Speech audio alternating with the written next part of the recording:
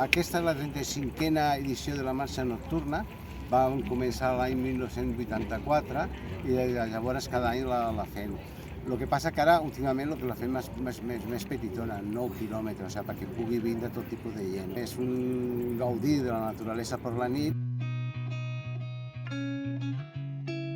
Nos hemos juntado 50 personas aproximadamente. Hemos salido dirección hacia el castillo, pasando por la Plaza de las Donas, que ahí hemos visto el edificio de las Cireras, que es el edificio de madera más alto de España. Luego hemos pasado por el Ateneo Popular. También hemos explicado el Pont dels Tres Ulls y ya en el castillo hemos hecho un descansillo.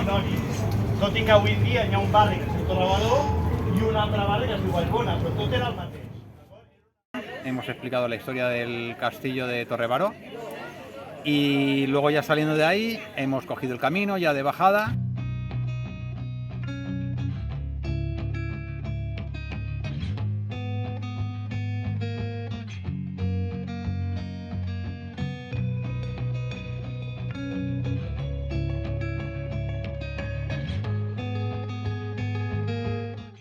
Y hemos llegado a Font de la Muguera y aquí pues hemos cogido fuerzas, el bocadillo, y ya de aquí pues ya bajaremos para abajo a la avenida Vallbona, dirección hacia el mercado de Montserrat. Más o menos son unos 9 kilómetros.